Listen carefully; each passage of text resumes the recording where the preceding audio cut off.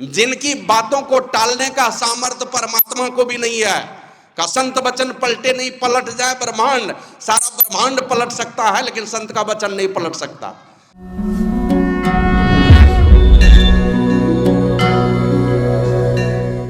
चलना है हमें अपने देश को। अभी सुन रहे थे ना जिस प्रसंग को, कहां गए हैं अखंड समाधि में जो रहने वाले देवाधिदेव महादेव हैं, कौन गए हैं? गए हैं ब्रह्मा जी। सृष्टि कर लिए और सृष्टि करके चिंता हो गई इनको। सृष्टि तो हमने कर दी, जैसे देखते हैं ना वो कोकून में जो रेशम का कीड़ा फंसता है, कोई भगैया तरफ गए होंगे तो वो जानते होंगे, रेशम का जो कीड़ा होता है ना वो बैर के पेड़ पर, तूत के पेड़ पर या अंडी के पेड़ पर ले जाके छोड़ दिया जाता है। हाँ, तो रेशम का कीड़ा देखते हैं कोकून तैयार करता है, अपने खाता है अंडी के पत्ते को, रेशम के पत्ते को या बैर के पत्ते को, बेर के पत्ते को खा खा करके, और उसी के मुंह से धागा निकलता है और उसी धागे से घर बनाता है। घर बनाते बनाते बनाते वो रेशम का कीड़ा उसी अपने बनाए घर में ही फंस जाता है। जो होशियार कीड़ा होता है ना वो काट के निकलता है, नहीं तो अधिकांश कीड़ा उसी के अंदर में बंद हो जाता है।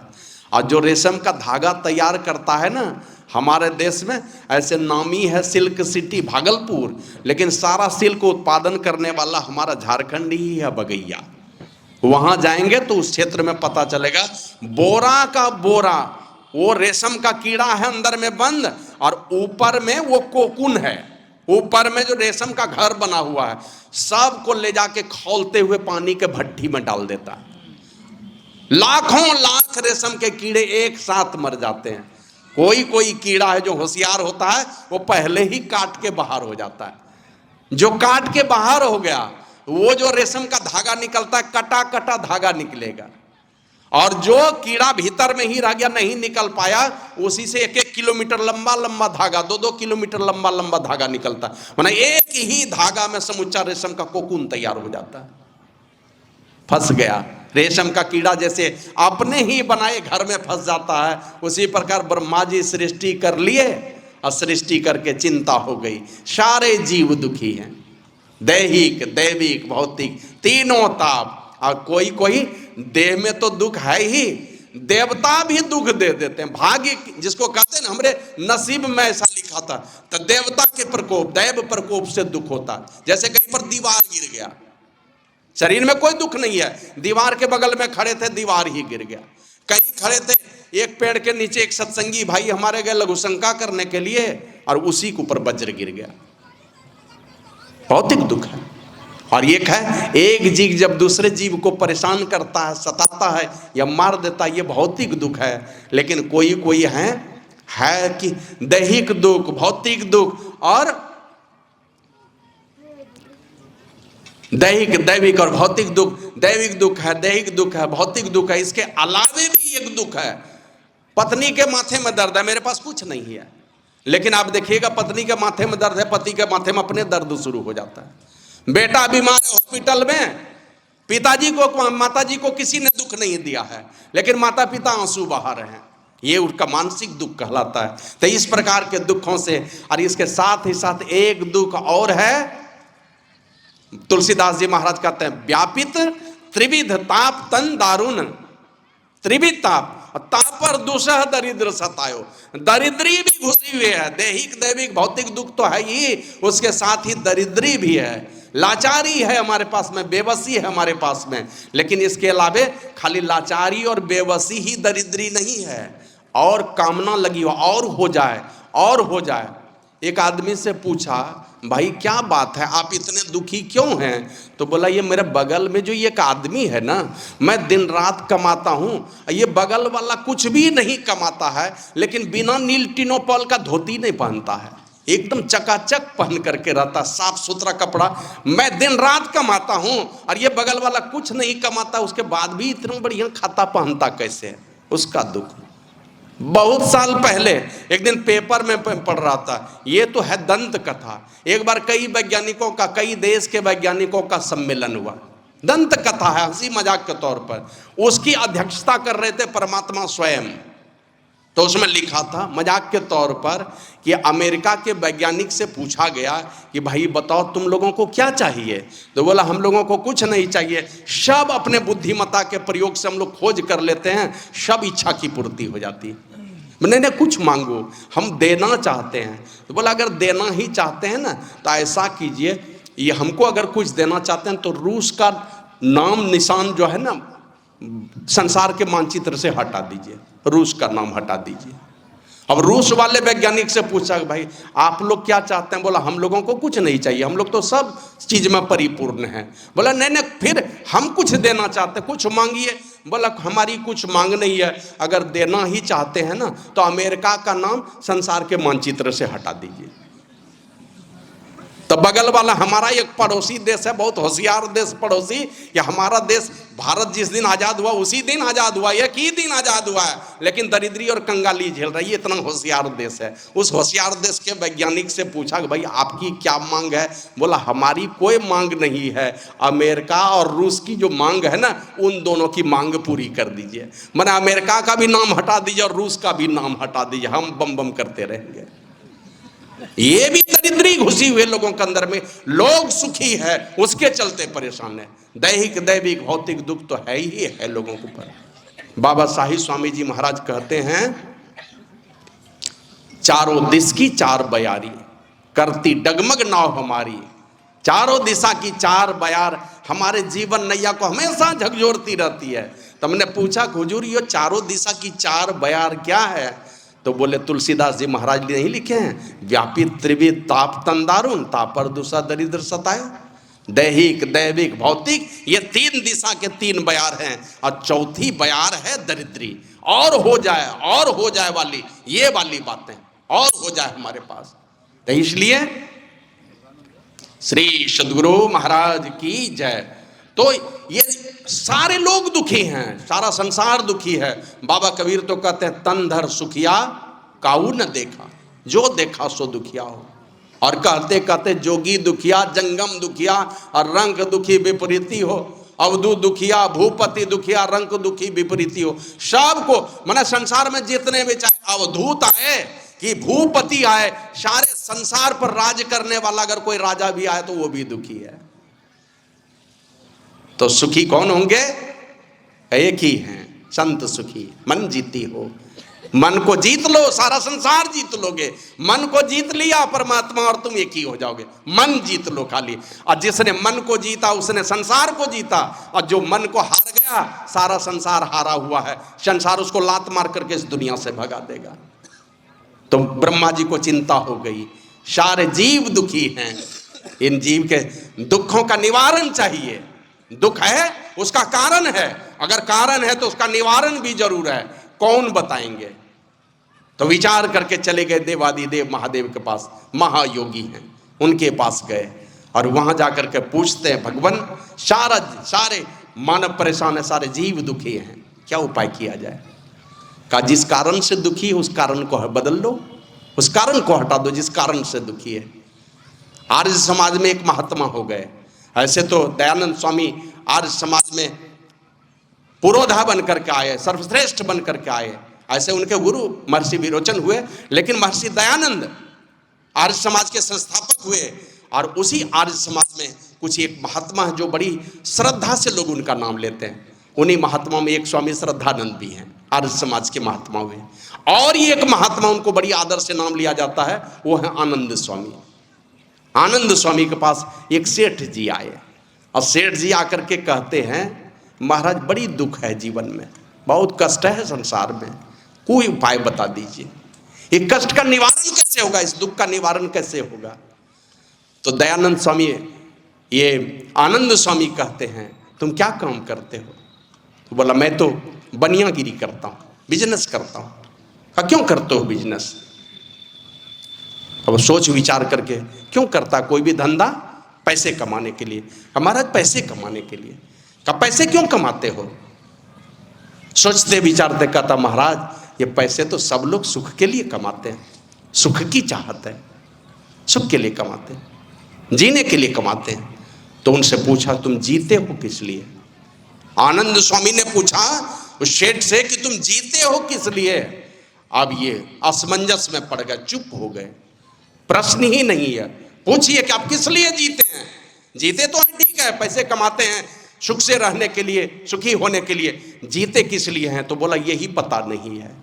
बोला जीते किस लिए हो, इस बात का पता कर लो तो वही तुम्हारे दुख का निवारण हो जाएगा। इसी बात का पता कर लो तुम जीते हो किस लिए, जिस काम के लिए तुम जीते हो तुम्हारे दुख के निवारण का वही उपाय है। तो वही कहते हैं सारा संसार दुखी है, इस दुख का निवारण शंकर भगवान कहते हैं जिस कारण से तुम्हारे जीवन में दुख है, जीवों के जीवन में दुख है, उस कारण का निवारण कर लो। क्या दुख है, क्या कारण है? अभी सुन रहे थे ना, तुलसीदास जी महाराज लिखे हैं, स्वामी मनीषानंद जी महाराज बतला रहे थे, कहते जीव जब ते हरि ते बिलगान्यो, जब से ये जीवात्मा परमात्मा से बिलग हो गई। जैसे बच्चा माता पिता से बिलग हो जाता है, रोता है, बिलखता है, आप उसको कुछ भी खाने के लिए दीजिएगा वो बड़ा ही दुखी रहेगा, खाएगा नहीं। जब तक वो माता पिता से मिल नहीं लेगा तब तक उसके जीवन में चैन नहीं है, वो रोता ही रहेगा। उसी प्रकार ये जीव दुखी क्यों है? तुलसीदास जी कहते हैं जीव जब ते हरि ते बिलगान्यो, तब ते देह गे नी जानियो। आए बिलग हो करके, इसी को हमारे गुरु महाराज लिखते हैं, फंसी श्रुति आई यम फांसी। हमारी सूरत आई परमात्मा से बिछुड़ करके इस संसार में, आई यम फांसी और अयन सुधि आपनी नासी। अपने अयन की सुधि को भुला दिया। अयन मन निजी घर होता है, अपने अयन की सुधि को भुला दिया और आंख सूरत हमारी परमात्मा से बिछुड़ करके आ गई इस संसार में और आकर के जम के फांस में फंस गई। बाबा कबीर को ये हमारे गुरु महाराज इसीलिए कहते हैं भई भव शोक की वासी। इसी भव जो शोक देने वाला ये भव है, ये भवसागर है, इसी में आकर के फंस गया। भई भव शोक की वासी, कठिन जहां ते उधारा है, जहां से उधार बड़ी कठिन है वहीं आकर के फंस गया। बाबा कबीर कहते हैं गिरि पर्वत की माछरी भवसागर में आया हो।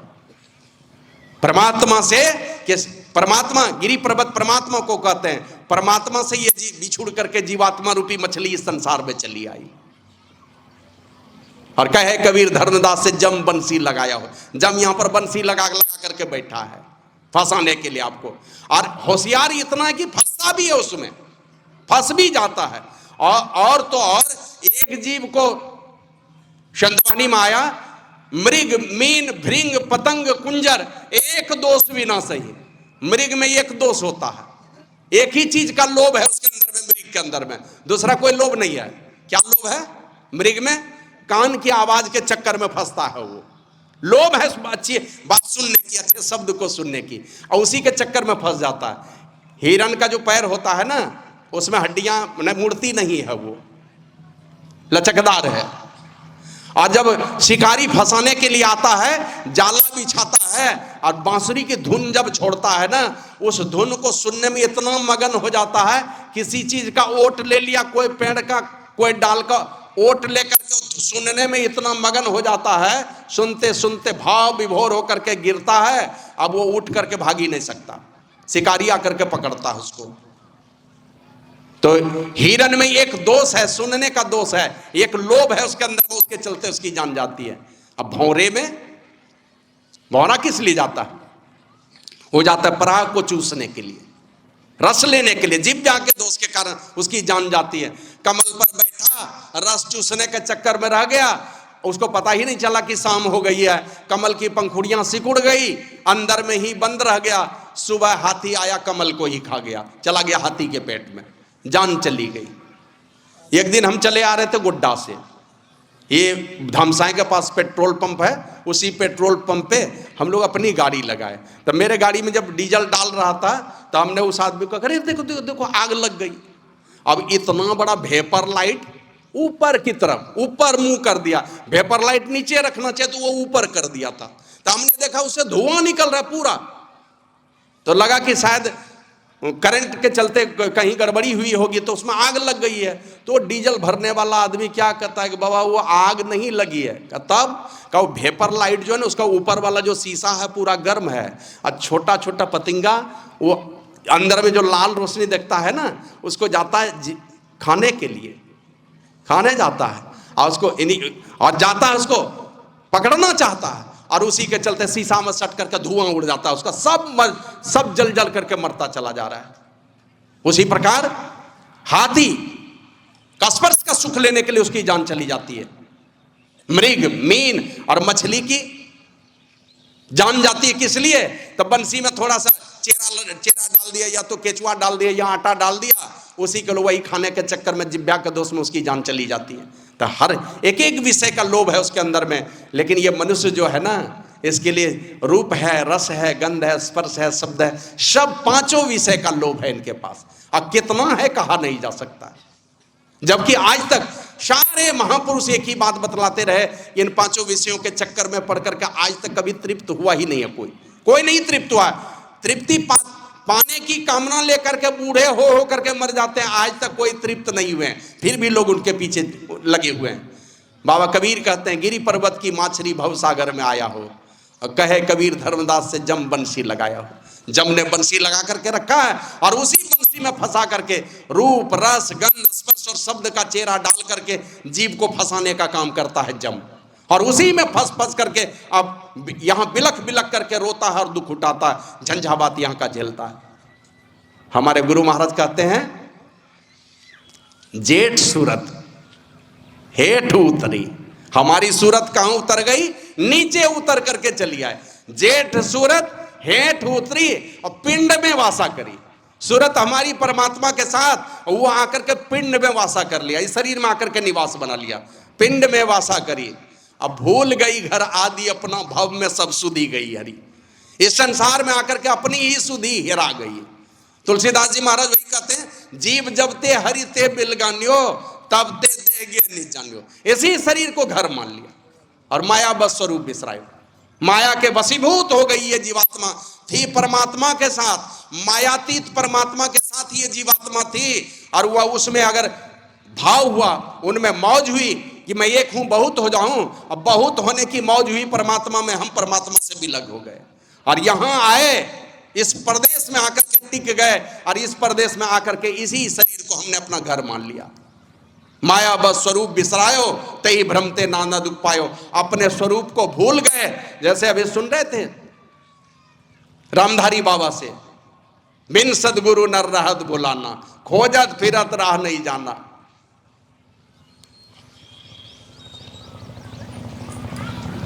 बिना सदगुरु के खोया रहता। किस प्रकार? तो कहते हैं भेड़ बकरी चराने वाला एक गडेरिया भेड़ बकरी चराता था। गलती से एक दिन सिंघनी का बच्चा मिला, उठा करके ला करके उसी के साथ में रख दिया। सिंघनी का बच्चा वो भेड़ बकरी के साथ में घूमने लगा, और भेड़ बकरी की तरह ही वो भी घास भूसा ही चरने लगा। उसको लगा कि शायद यही मेरा भोजन है।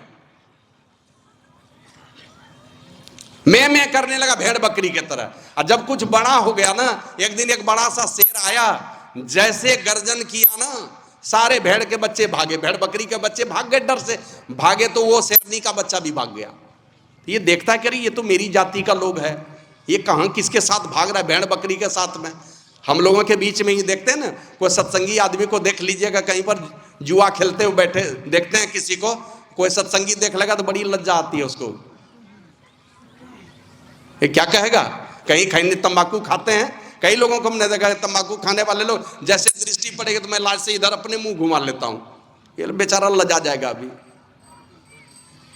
एक बार यही मोहनपुर चौक से मेरी गाड़ी आगे बढ़ी, स्वामी वेदानंद जी महाराज की गाड़ी में मैं बैठा था, उधर से आ रहा था। आइए, अब वो सत्संगी नहीं है, अब तो देहांत हो गया, बहुत मानते थे हमको, इसी क्षेत्र के, खड़े खड़े लघु शंका कर रहे थे। अब वेदानंद स्वामी ले जाकर के गाड़ी उसी जगह रुकवा दिए, कहते हैं श्री सदगुरु महाराज की जय। अब लाज के मारे जो है, और मैंने काटो तो खून नहीं, या खड़े खड़े लघु शंका कर रहे थे, उसी जगह गाड़ी रोक दी। श्री सदगुरु महाराज की जय। तो माया बस स्वरूप बिसरायो, आकर के बिसर गए, अतई भ्रमते नाना दुख पाए। बहुत उसी भ्रम के चलते आए संसार में, भूल गए, हम अपनी घर की सुधि को ही भुला दिए। यही बात को माता सबरी कहती है भगवान श्री राम को, कही विधि अस्तुति करो तुम्हारी, अधम जाति में जड़मती भारी। जड़मती थी वो नहीं थी, जड़मती रहती हमारे जैसे लोग लोग रहते, अभी मरना चाहेंगे मर नहीं पाएंगे। और सबरी तो भगवान श्री राम के सामने में ही शरीर छोड़ के चली गई, अपनी मौज और मर्जी थी। वो तो खाली इंतजार कर रही थी कि प्रभु श्री राम आएंगे। गुरु महाराज हमारे कह के गए कि प्रभु श्री राम आएंगे, तुम पहले नहीं चली जाना, तुम यहीं रहना, क्योंकि तुम्हारे माध्यम से सारे संसार का कल्याण होना है। तुम्हारे जैसे पात्र को पाकर के ही भगवान श्री राम भक्ति का संदेश सुनाएंगे, तुम जाना नहीं। तो जोगवारी करके बैठी हुई थी वहां पर कि किस दिन प्रभु श्री राम आएंगे। बूढ़ी हो गई है, झुर्रियां पड़ गई हैं, माने चलने फिरने की सामर्थ्य नहीं रह गई। उसी स्थिति में भगवान श्री राम का इंतजार कर रही थी। तो कहते के ही विधि स्तुति करो तुम्हारी, अधम जाति में जड़मति भारी, अधम ते अधम अधम अति नारी, तीन मती मंदघारी। वो मंद बुद्धि वाली थी, जिनको कुछ नहीं सूझे, केवल गुरु और केवल गुरु ही सूझे, वो मंद बुद्धि की हो सकती है। जिनकी बातों को टालने का सामर्थ्य परमात्मा को भी नहीं है। का संत वचन पलटे नहीं, पलट जाए ब्रह्मांड, सारा ब्रह्मांड पलट सकता है, लेकिन संत का वचन नहीं पलट सकता। संत जो कह देंगे, जो कह देंगे, कोई देवी देवता कहेंगे, कोई कानून नहीं बदलता है परमात्मा का, लेकिन संत बोल देंगे जो बात, तो परमात्मा कानून बन जाता है। जो कह देंगे, जैसे सुप्रीम कोर्ट से जो आदेश निकल जाए वही भारत का संविधान बन जाता है। पहले का सब संविधान में संशोधन हो जाता है।